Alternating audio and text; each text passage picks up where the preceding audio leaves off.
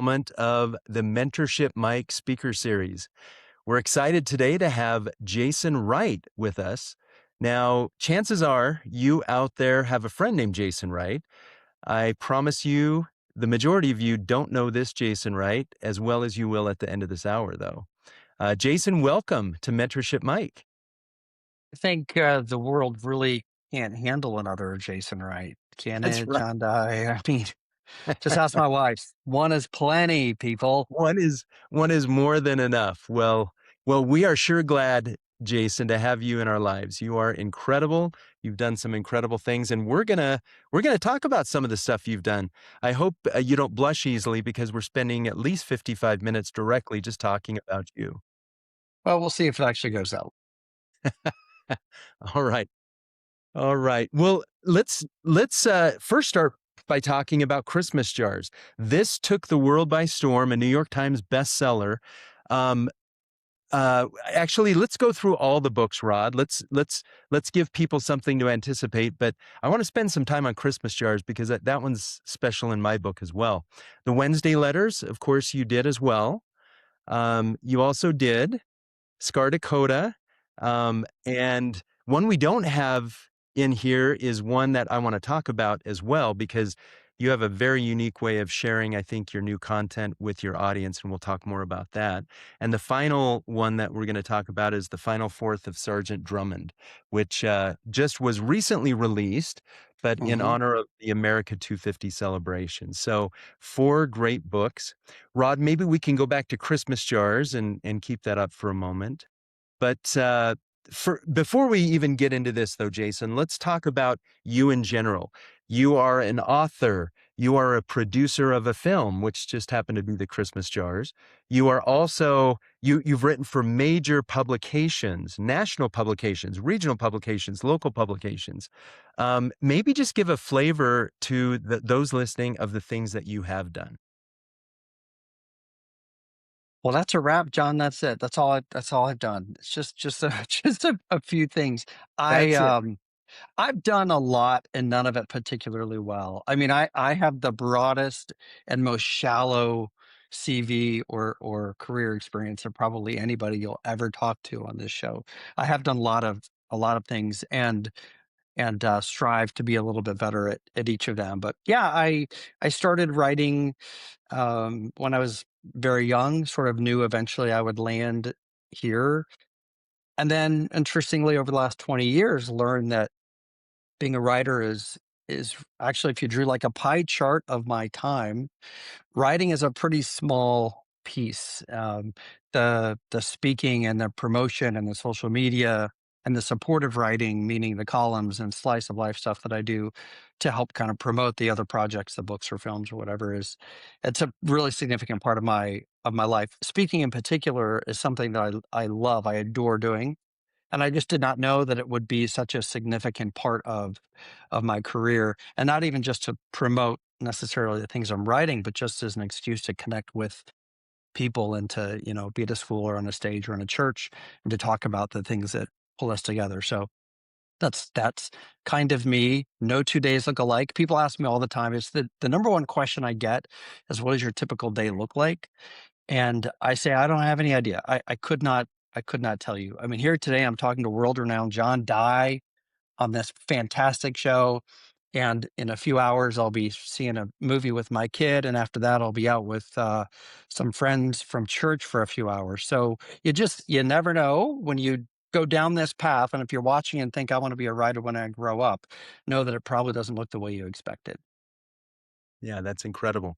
Well, one thing that really drew me to you, Jason, too, is not only are you excellent at writing, you also are great at social media and connecting with an audience, right? Being able to augment your writing with connection, I would say, in a unique way. I think you are one of the best self promoters. And I say that in the best way possible, meaning you understand social media, you understand how to connect with people, which augments your product. That's how you obviously pay for your mortgage and put food on the table, but you're very, very good at that and you're mission driven. So let's do this though. Let's go back. I'm singing your praises. Let's go back though to some of your product for a minute.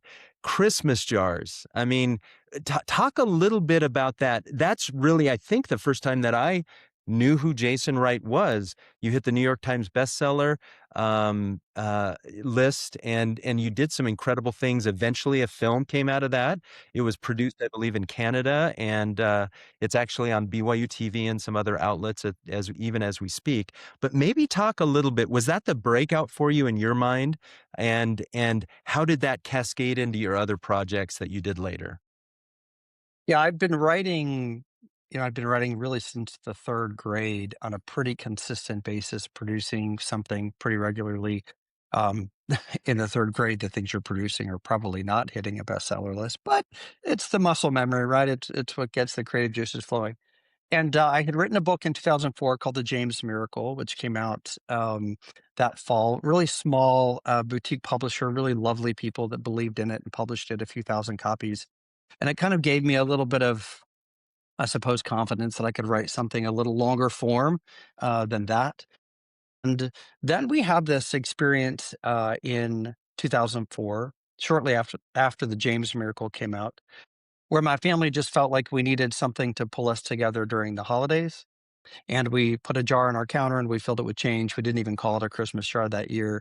We just knew that we wanted to bless some family in need when the time came. And we knew that by a little bit of daily sacrifice, by putting those loose coins into that jar, that we were kind of practicing some kindness in really small microways. We gave the jar away on Christmas Eve 2004. I've told this story a million times. You can find it online a lot of places. And that experience of delivering that jar on December 24th, 2004, um, started all this. I mean, if it hadn't been for that night, John, we wouldn't be having this conversation right now. That's right. That's right. It led to the book, which led to the movement, which, I'll tell you, interestingly enough, if you're watching and thinking that question I asked before, do I want to be a writer when I grow up? I had more than 20 agents and publishers tell me Christmas jars would never be published.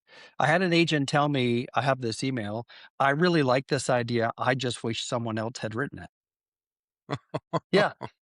Warm and Oh, fuzzy. That's what that is, John Dye. Warm and fuzzy. So I was as surprised as bless you for anybody. continuing on after that. Wow, that's a hit to the ego. It was, and it was necessary. And I was really thankful that the good folks at Shout 'Em Mountain came along, an imprint of Desert Book, and said, actually, we do believe that this could be something. And here we are 20 years later. Yeah, incredible. Incredible. Well, good. Well, Jason, maybe because I see common themes throughout all your work centered on faith, on kindness, some of these everyday miracles, as we might call them, right? What ties all those themes together for you personally? Why do you keep coming back to those types of themes? I think um, those are the things that every invisible person is thirsty for. They want to be seen. They want to learn to better recognize the hand of God in their lives through those everyday miracles. They want someone to be kind to them. They want to learn to recognize when people are being kind to them. I, for me, I have written a lot about those themes because I think they are, we talk about death and taxes being what we have in common. I think it's a lot more than that. I think it's a desire to be connected to one another through this unconditional love that doesn't care what you look like or what you believe or whether you even go to a church on Sunday, no matter what the name on the outside of the church is. And so as I have continued to write and develop, whether it's columns or social media or long form stuff or novels, I feel like that's who I'm speaking to. It's all of us, people who feel a little bit invisible today. And don't we Yeah. all? In recent years, you have started something called the kindness card movement. It's Yeah, the kindness card movement really, I'm understanding more each day how it feels a lot like Christmas jars or the 17-second miracle or some of the other things I've produced that all speak to what we've been talking about, this desire to be connected to one another and to not feel quite so invisible or alone. The background, real quickly, I spoke at a church in Stephen City, a non-denominational Christian church. Stephen City, Virginia is about half an hour from me. And at the end of my remarks on a Sunday morning, they gave me a thank you gift, which is pretty common. This was uncommon because it was a wallet filled with about $400 in gift cards to places like Walmart and Target and McDonald's, et cetera. And they said, as you travel, we know that you like to meet people and to hear their stories and to get to know them. And they sort of said, tongue in cheek, you like talking to strangers. So when you talk to strangers, will you feed them? Will you give them something from the wallet and help them just know that they were seen and loved and fed today? And that this little country church in Stephen City, Virginia, was aware of them through you, through Jason Wright, right? And so I did, and I gave the content to the wallet away over the course of this was 4 years ago, over the course of a couple of months that summer, and then people were hearing about it and wanted to join and were bringing cards to events, were Venmoing me $50, which you and your lovely wife have done a couple times, and saying, hey, we want to be a part of this. We want you to be the vehicle for our kindness. So since then, we've given away up 50, 60 some odd $1,000 to strangers across the country in 37 states, usually in 10, 15, 20, $25 increments at a time. And what that has done is given me an opportunity, an excuse for some people, I suppose, to have a meaningful conversation. It's not a transaction. I don't say, tell me your story in exchange for $20 to Chick-fil-A. But I do say I have $20 to Chick-fil-A, and I would love to know, who are you? Why are you here? What is your story? And how can I help the world better understand your circumstances? And I've never had a no. Of the countless conversations I've had with people in need across the country, I've never had someone say, no, thank you, either to the card or to the story. If you've given away that amount of money, which is incredible in those increments, you have talked to hundreds, if not thousands of people at this point. Maybe share a story or two that sticks out in your mind. I have seen these. By the way, you do a great job of encapsulating these into short snippets on social media. You maintain the dignity of the individual, whether they're unhoused or otherwise facing other hardships in their life. You do a great job of, yeah, maintaining that dignity. But maybe share for our audience one or two that really stands out in your mind. This is such a tough question, John, because there are so many. There are so many. I think about a man named Phil, who I met driving to teach my class at Southern Virginia University in Buena Vista, Virginia.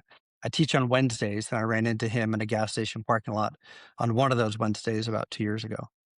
And I'll compress a long story to say just how much I love him. He has become a friend and a brother to me, and we have reconnected many times, including in that same parking lot. He's been to class with me. He actually came as my guest to Southern Virginia University. Now, remember that he slept in his truck that night, and he showered at a truck stop. You know, paid the $5 to access the shower, so that he could get into my vehicle and feel comfortable coming down to campus and answering questions from curious students for a couple of hours. But his story is one of a traumatic childhood that left him with no choice but to leave, to leave home. It was we'll save the graphic details, but it was probably his life or someone else's. And so he is a young man had to learn to fend for himself. And when you don't know, when you're not raised to know what love feels like, and a stranger on the street expresses love to you on behalf of this global movement, it's a lot. It's a lot to take in. And my conversations with him and the humility that he's expressed as we've helped him, he's one that we've helped in some more significant ways than just a few gift cards. We have given him gift cards every time we see him, um, but we've been able, because of the movement, to do a little bit more for him.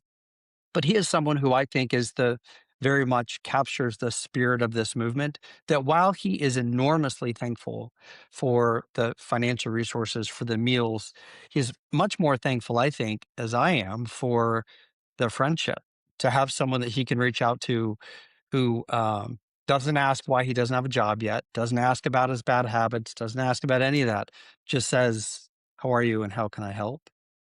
He's one of many like that. Of that. I love that. And again, every time, what I love is when you encapsulate those stories into something that you put on the internet. Number one, it raises everyone's heart and spirit and energy and desire to give back. I love that you do that. Again, putting that into some small online snippet that we all can be just lifted by. I love when you do that. Let me ask you, with the kindness card movement that you're doing, I know that you've appeared on some national stages from in New York City. Maybe take us through some of the ways, some local here around the Salt Lake area as well, but take us through maybe what that has done for you to build the awareness, because it's not about Jason Wright, and that's what I love about this. You are the vehicle, you are the intermediary to bless others' lives because of others' goodness, right? But maybe tell us how you've been able to evangelize what these efforts are and how to share this goodness that you've created because of this movement. And again, not because of you, but because of your actions and what you're trying to inspire others to do. The kindness card movement is about you. It's about people watching. It's about people who have given, whether it's a physical card or it's a digital currency, whatever it is, or the people who've never given but who are seeing people differently. If you're watching this and you're thinking this is probably not my kind of nonprofit to give to, but if this conversation or something that I posted on social media inspires you to see that person with the cardboard sign on the street corner a little differently next time through just a little bit of a softer, more loving, perhaps more heavenly lens, then we've succeeded. And you are a part of the movement. You don't have to give financially. There are a lot of ways that you can support the movement. And in your own life and in your own heart, the number one thing you can do is to try to see people the way that God sees them. So being on the Kelly Clarkson show was an enormous blessing. Had The way it happened, it's just a series of miracles. I think the Lord sort of guiding and directing us to have that opportunity. I'll tell you, and I've posted a little bit about this on social media before, but she gave us $10,000 to give away. And I found out after we taped that the plan was to give five. The show, the Kelly Clarkson entity, was going to give five. And in the moment, in the middle of our discussion, she said she just had this impression that she wanted to match that and to pull money out of her own pocket. And so she did. So later, when this was all said and done and settled up, what a humbling experience to know that I was getting not just corporate money, but some of Kelly Clarkson's own hard-earned treasure to support the movement. So that really was a lot of fuel sort of on this fire of goodness across the country and allowed us to sort of scale up a little bit. We have a formal nonprofit now, which we didn't have then, with some structure and some controls behind it. And I just have found that there are a lot of people who are maybe not as willing or stupid, maybe, if to have the conversation with a stranger in the street corner, and I am. So what I most often hear from people is, "Thank you for being the vehicle for my kindness." My being theirs, right? This isn't my money. I make it very clear to Phil, to everyone that I give money to. I say, look, this isn't mine, right? I mean, sure, I've had a few dollars in the pot from time to time, but this is not like many social media influencers you see that kind of build this economy off of giving away their money and buying views. That's not what we're doing. It's your money. And I make it very clear. I'm just a vehicle for you to go talk to a stranger in Oklahoma City and to let them know that God saw them and loved them today. That's kind of my role, to be that face. Yeah, love that. Love that. Love that. Um, okay. I want to transition back a little bit to the writing now. And this is one thing that's always, as I've read your books and even your short form pieces, this has kind of come back to me because I'm always interested in how you approach writing stories that are both emotionally compelling and even spiritually grounded, right? But they don't feel overly didactic, right? It doesn't feel like you're being prescriptive in the way that people need to live their lives to be good citizens, good whatever, fill in the blank, right? How do you do that? Emotionally compelling, spiritually grounded, but not overly didactic. Tell us your thoughts there. Do I do that, John? I don't know. I think Um, you do. I think you're really good at it. I do. I appreciate that. It is an interesting balance. I think that I'm just trying to be myself. When you're young, you're taught they your teachers from a very early age drill into your head, write what you know, write what you know, write what you know. I'm not a scriptorian. I'm not a deep religious thinker, not a theologian, none of that. I like to see the world as best I can each day the way that I think Jesus sees the world. And that means just trying to look past um, the clothing and the personality and the job and the accomplishments to just see the soul. And I think the more that we learn to see the soul, the easier it is to ultimately we all want to become like him. That's the goal. So I've tried to tell stories that just inspire people to feel a little bit more connected to heaven. And I think if I backed up and answered this question, I would say that all of my storytelling, the goal is to connect you in some way to heaven, whatever that heaven looks like for you. If we agree that there's something else out there, something beyond this life, I want people that consume my content, no matter what that looks like, to feel drawn to that and ultimately to a source, I believe a God who loves you on the good days and the bad days and sees everyone on every day. Yes, yes, I love that. Um, that ties well into my next question, which is you consistently emphasize hope. I think that's one underlying theme too in the majority, if not all of your works, right? How do you write authentically about that in today's world when we've got so much strife and contention and you love to talk about pluralism and even the kindness card movement and all that, but this world can get you down. So help us understand how do you do that? How do you manage that knowing that real life is this way and you're really writing about hope? Do I do that well either? I don't know. I Um, think you do. I think you do. yeah, I just think, um, yeah, is hope is the Band-Aid and the bandage and the balm for the soul.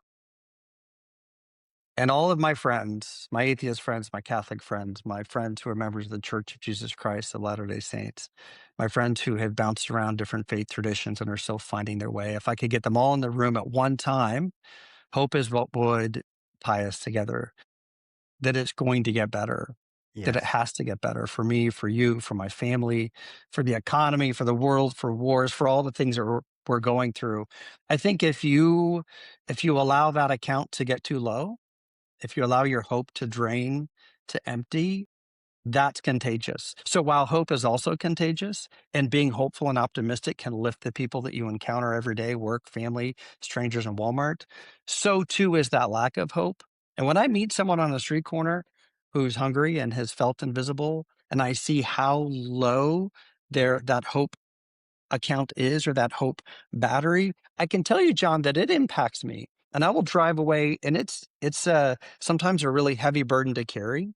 So I think that hope is contagious both ways, whether you have it or you don't. And I just, boy, if someone reads one of my books and forgets what's on the page, but 10 years later they say, I read Christmas Jars, I read the final fourth of Sergeant Drummond, and I just came away feeling hopeful about myself, my family, my job, the world. I'm okay with that. I'm okay if they remember nothing else. Then I believed in them enough to tell them the story. Be hopeful. Yeah. I love that. I love that. You alluded to one thing just now, and I think, again, you are extremely good at this building interfaith relationships. And you also mentioned before we went live that you might speak to more people outside your faith tradition than actually inside your faith tradition, or at more churches that don't have the name of your faith tradition on it than those that do. Talk a little bit about that. That I'm sure had to change you. That's how the kindness card movement was spawned, or at least the impetus for it. But why is that so important to you, and why do you continue to do that? What compels you to be this purveyor of goodness to people who believe a multiplicity of things? We just have gotten too good as people, as Americans, at putting up fences and boundaries and keeping score. We count all of the things that make us different. Like it is what we do, whether it's on social media, how many likes and followers and shares, if it's in sports, whatever it is, we have gotten really good as a people at saying, here am I, here are you, I'm different, you're different, here's why. And I don't think that's how God works. And I actually wrote a piece about this recently for the Deseret News. I know we have a lot of common friends there. And it's called What I've Learned Speaking in Churches That Aren't Mine. And I tell a little bit of this story about being a young man in Charlottesville, Virginia, when my buddy invited me to come to church with him and thinking, I can't. I'm not allowed to go into another church. I told him that. I said, no, I'm sorry, I can't, because I just assumed that that's what we did. If you're a Baptist, you go there. If you're Methodist, you go there. If you're Jewish, you go to synagogue. And if you're a member of the Church of Jesus Christ of Latter-day Saints, well, that's the only place I can go on Sunday. And then I start getting these invitations to come speak in other houses of faith. And I realized, sure, there are some doctrinal differences, and I don't shy away from those. I'm not going to stand up in front of a room full of people that believe a little bit differently about a piece of doctrine than I do and pretend like that doesn't matter. Sure, it matters. But what matters more is that we believe in hope, and we believe in kindness, and we believe that God expects us to treat everyone the same way. He doesn't ask, what church do you go to on Sunday? He says, how are you? How can I help? And do you want a deeper relationship with me? So when I go into a church, that's what I'm trying to do. It's the same thing as in my work. I'm inviting people I hope to feel a little bit more connected to heaven, whatever that might look like for them. Beautiful, beautiful answer. Okay, we are starting to get some student questions, but before we get to those, I want to make sure we hit our Mentorship Mic micro musings. Okay, these are the quick hitters where I'll just ask you some quick questions and just shotgun these to you and just give me a quick response because I'd like to know who Jason Wright is behind the writer. Okay, so I'm locked early in. Let's morning, go. early morning writing or late night inspiration? Writing in the morning, editing at night. Okay, editing at night. Okay, good. The first story you remember writing, Jason? Molly and Polly, two bunny rabbits that wore leather jackets, rode Harleys and solved crime. I was in the third grade. I submitted it to a publisher. I haven't heard back. Who knows? Okay. Hey, it's still out there. You never know. You never know. Um, how about one word that describes the heart of the corpus or the totality of your work? One word. That's all you Fa- get. Faith, faith Faith. in, Okay. and then a lot of other words. Faith. Okay. Faith in fill in the blank. Okay. Good, good. A book you wish you had written. Oh man, I wish I had written Theo of Golden. I just finished. It's gorgeous, remarkably bright. Creatures is gorgeous, and anything by Mitch Albom, gorgeous. Yeah. It's funny because I've read a lot of Mitch's work too. And you guys, I think you two peas in a pod for sure. No, Absolutely. he would not, do not put me, he is in a different, completely different category. He would kick me out of his pod. If he saw me in his pod, he would tase me and kick me out. Mitch, if you're watching this, I am not in your pod. I promise. Well, I love both of your writing and very similar. I love it. Okay. Kindness or courage? What matters more today? Kindness. For sure. Absolutely. Okay. Um, one quality every great storyteller needs. Eavesdropping. Really Eves- good storytellers are aware of the world in an appropriate and meaningful and hopeful way. I think if you want to learn to tell a great story, you better have your eyes open to what's happening around you. Okay, wonderful. I love that. Okay, one more micro musing, then into some students' questions, and we'll come back if we need to. But I want to know which is the harder role for you because you have done multiple things, as we've talked about. You're a writer, you're a speaker, nonprofit founder. What's the hardest? Which of those three? Today, asking me this question, it's the nonprofit side because raising money and I used to do this in a previous life when I worked in politics. So raising money in the nonprofit world is brutal. It's exhausting. It's ultimately gratifying when the resources come and we're able to bless people's lives, but that's tough. But I would say if I look over the course of the last 20 years, it's sitting still. I Yes. like to be out and connecting with people, and writing requires you to sit and to be still, and that's sometimes a challenge for me. So learning to have some discipline that sometimes I just have to sit and write, that's sometimes tough. Yeah. Yeah. Very good. Great answer. Okay, I'm getting the questions on my phone, so I'm going to look down to read these. Nathan is asking this. Your books are inspiring. I'd really like to write novels or scripts that inspire people to try and do good in their communities. As bad as people think the world is right now, I'm hoping more publishers will be interested in these themes. Do you think there is a growing interest in novels with themes like yours? Yes, yes, yes, yes, yes. Theo of Golden is the best example of that. If you've not read this book, go read it. I don't know the writer, I don't know the editor at the publisher, but this book will not stop selling, and it is because of exactly what you've just described. All the romance stuff, all that the spicy stuff is of course going to sell forever, but there's a growing market and a thirst for these kinds of books that connect us to heaven. And if you have Golden, while not really a faith book, if you don't read that book and if it does not remind you that there is something more important than you in this world, then you weren't paying attention. Do you have Golden? Yeah. Good, good, good. Great recommendation. Okay, another student, Khaleesi, wrote this. Your books have changed people's minds and people's lives. What do you wish um, debut authors understood about the gap between signing a deal and actually building a readership slash influencing culture? Good heavens, that's a question. That's a great that's a great question. I would circle back and invite this questioner to watch the beginning of our discussion a little bit when we talked about how I didn't understand how much else there'd be besides writing. Right when I first started, I didn't understand that writing would be such a small piece of what I do. I would I teach these workshops at Southern Virginia University. We talk a lot about the why. Why are you doing this? Are you trying to earn enough money on royalties to buy a nicer car, to live in a bigger house, to put your kids through college? Those might all be admirable reasons, but ultimately the why should be the one on the other end of the transaction. It's the reader, right? We're doing this. I mean, John, you're not doing this show right now um, for yourself. You're doing it for the audience, right? This Right, is right. meant to benefit them more than it does either one of us. So, to this person, to this aspiring writer, I would say, as you're creating that debut novel, ask yourself, why am I doing this? What do I want them to feel? And remember that ultimately writers, whether it's novelists, people that write nonfiction, we work for the reader. It's the reader that signs the paycheck. So writing what I am inspired to write because my muse comes and sits on my shoulder and says, write this, is less important than saying, what does my reader want and need? Because I work for them.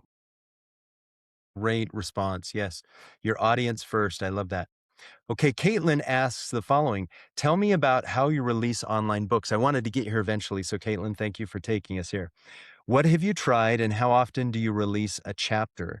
I'm a stay-at-home mom, so I'm not depending on money, but I'd like to attract readers. Maybe go through what you've done. I think in your last three books you've mentioned.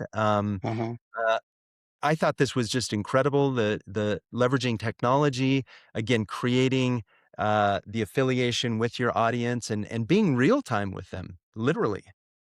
Yeah, Caitlin, great question. So, I'll tell you very quickly three different experiences. The first was Even the Dog Knows, which at the time was called the Bus to Gulf Breeze. And I came up with this idea in the early weeks of the pandemic. So, this is like April of 2020. And my daughter and I decided I'll write the book real time on Google Docs at 1 o'clock every day Eastern Standard Time. And she'll get on and she'll edit behind me, a paragraph or two behind me as I'm writing. And we'll just let people see how the sausage is made. And so I did not write a single word of that draft, that the initial draft of the novel, without the world having an opportunity to watch. We won't go down the rabbit hole, but that was a deeply emotional experience the first time I sat at my computer, opened the Google Doc, and saw all these little avatars pop up of people that were watching me going, oh, this is the worst idea I've ever had. That turned out to be a marvelous experience. Eventually, a publisher picked it up. We changed the title, but it is still the same novel. Very, very few changes from that first draft that people were giving me real time feedback on. The second is my middle grade novel, Scar Dakota, which is, oh, right there. This is a book that I had a hard time getting mainstream publishers interested in for a variety of reasons. The politics at the time were kind of strange. And so I just felt like, you know what, I'm going to do this thing kind of on my own. And so I beta workshopped the book with about 50 middle schoolers across the country in live Zooms. I read a couple chapters, they gave me feedback. I read a couple chapters live on Zoom, they gave me feedback. I bawled. I cried so hard when I was done with those kiddos and read them the final chapters. And then I ran a Kickstarter, had some success, and then have been distributing the book through a distributor, Brigham Distributing. Love them if they're watching in Utah. And that was an interesting way to, again, get real time feedback from the people who matter most. And in this case, it's 12 and 13 and 14-year-old readers. The last is this final fourth of Sergeant Drummond. I said before he started taping, I wish I'd had this idea a couple years ago because there wasn't time to do a traditional release.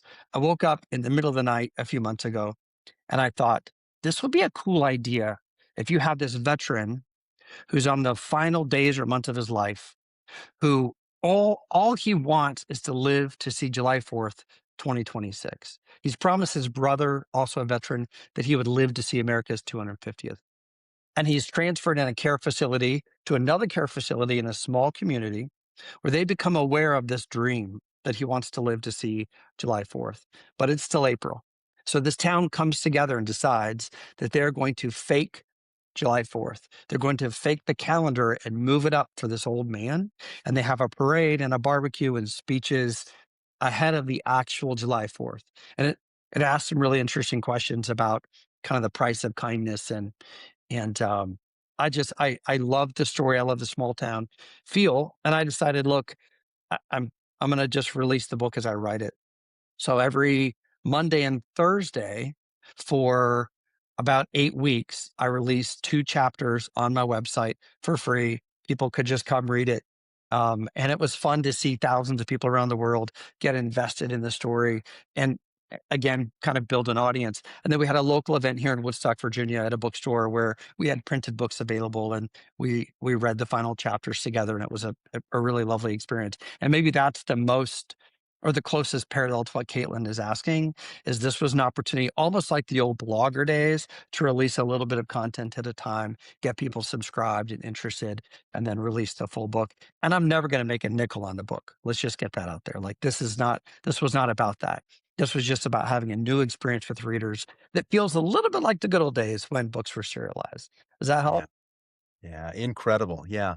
Yeah. I just love how you combine some of the old legacy ways to promote, but you leverage technology in a way that I think is incredible as well. So kudos to you. Addison has a question for us. What did your first publishing deal teach you that no one warned you about? Read the contract first. That's a good. I have to give the publisher of the James Miracle, which is over here somewhere, the small publisher that didn't even do a lot of fiction. I have to say that they were so kind because they could have held. I'm going to give you a little inside publishing baseball. Contractually, they had a right of first refusal on Christmas jars. So this very small publisher with a lot of resources, with humongous hearts, the biggest hearts, Millennial Press, lovely people. I'm sure some of them are watching. They could have said, "Yeah, we love this. We think Christmas jars has potential." And I submitted it to them because I was contractually obligated to do so. And that's very typical. When a publisher acquires your first book or your fifth book, they almost always automatically have a right of first refusal on the next project. Sometimes they already own the next project. But at a minimum, they want to know that if they invest in this book and they're putting resources behind you, that they get to look at what's next so they can grow that investment, right? And I sent the manuscript to my good friends at this little boutique publisher.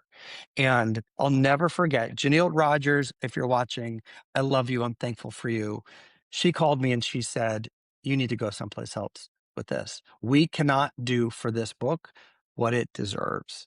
And that really changed the course of my entire career because that allowed me to then pitch it more broadly and ultimately for it to land at Deseret Books. So for that writer looking at that contract the first time, I suppose my advice is don't trust that you're going to have the same merciful experience that I did with my first publisher. Read the fine print because I have not been. Some of my contracts I've not always come out on the winning end of every contract. Let's put it that way.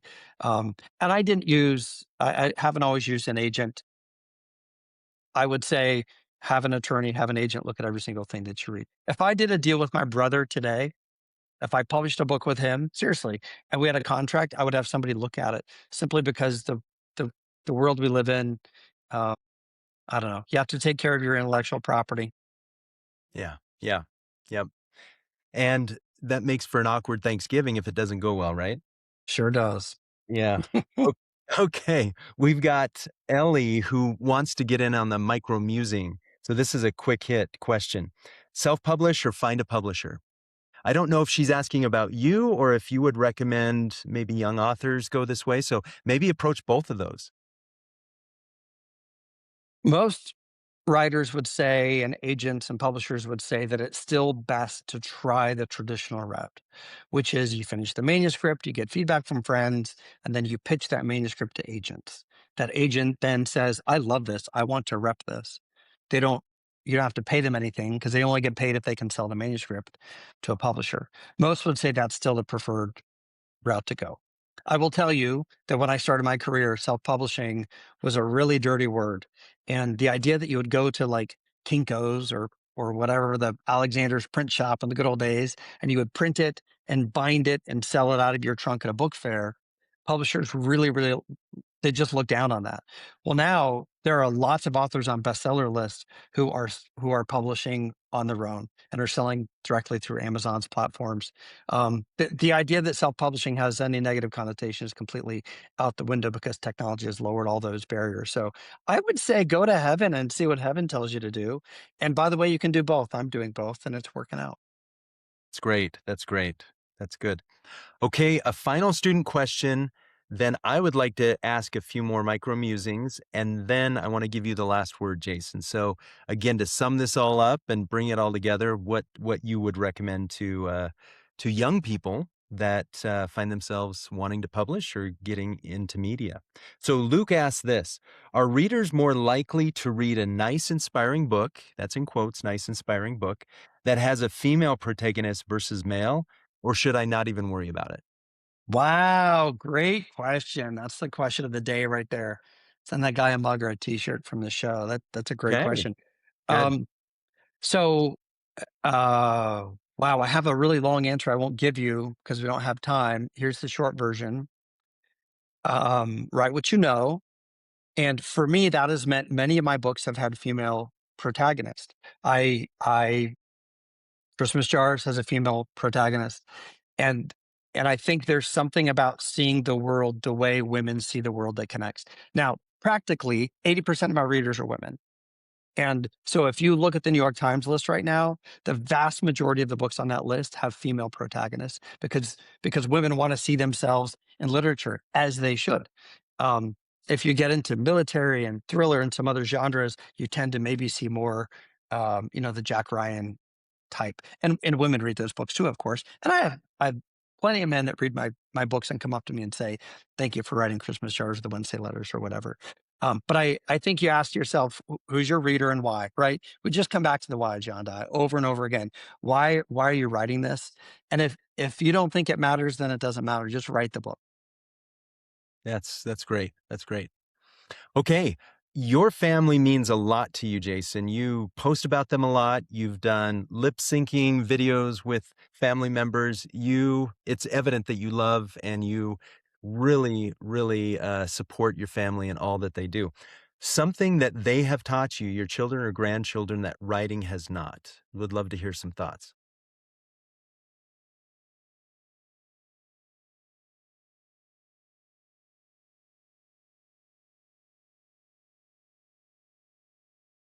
I would say my family has taught me the power of forgiveness in ways that books can't. And I've written a lot of novels where forgiveness is a theme in the book. Um, but the family dynamic, not just mine, but yours and probably everyone watching, forgiveness is so central to every single thing that we do. If you have not been forgiven by your family today for something, then you don't have a family. It's just what we do, right? We step on toes and we hurt feelings and we say things we regret. Families are the incubator for forgiveness. And if we can learn to forgive as a family, then it makes it easier to forgive people that are maybe in our extended professional family. So I would say my family, more than anything else in the world, more than anything I've ever written or any professional accomplishment, my family has taught me to, the beauty that comes in forgiveness.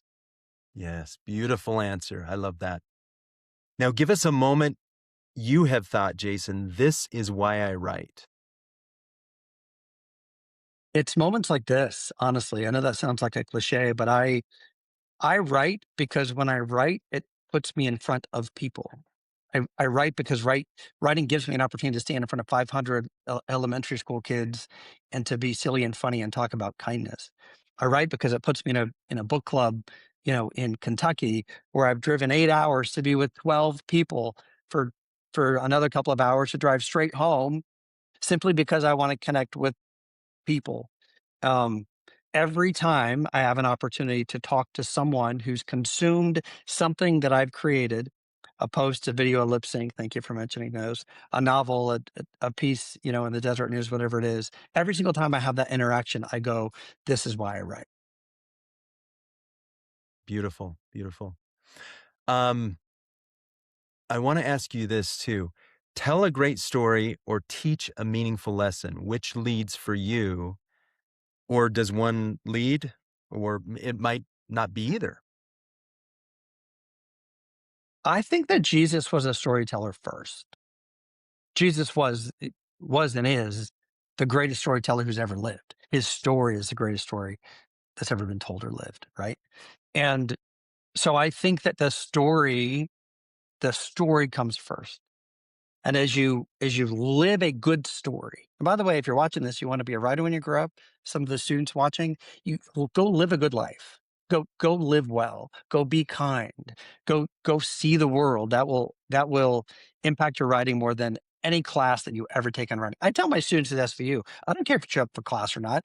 I'd much rather that you be a really kind person who sees the world the way that God does, because the more you see the world that way, the better your storytelling will become. So that's not a micro answer to a micro question, but I think if you've got a great story in you, and I believe we all have a powerful story in us, the lessons will emerge as the story does.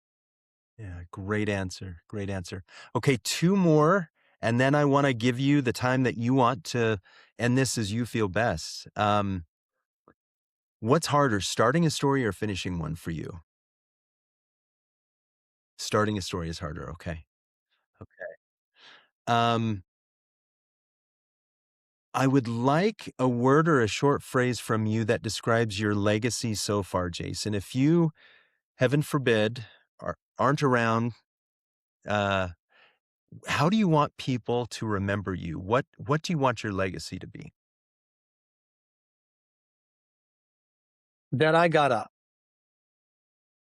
Um, I failed a lot, John Dye. If you just Google Jason Wright failure, I've written a number of pieces on it. I have failed, and that's not just me being cute. It's not a hyperbole.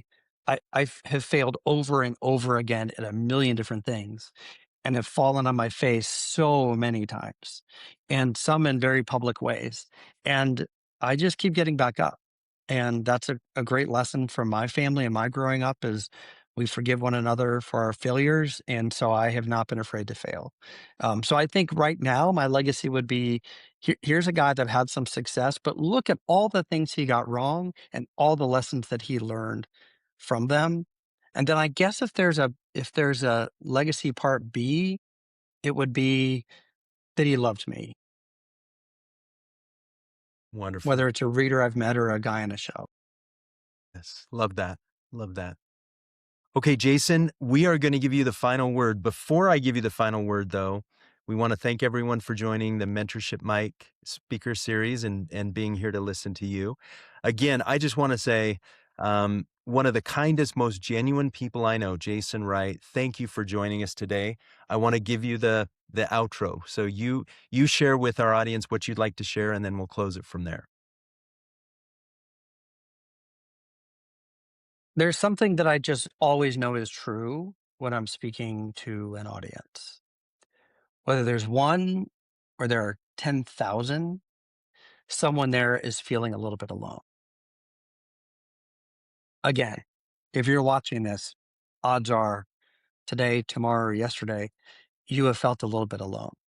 And perhaps you feel like your story has been written and you can't write anymore.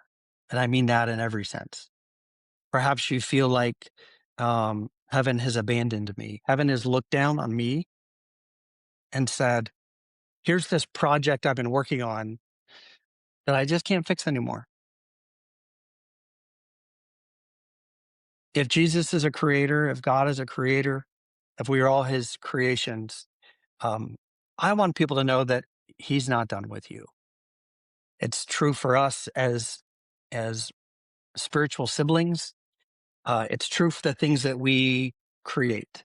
Um, I never give up on a book because I know he never gives up on me. I never give up on a family member because I know he never gives up on me.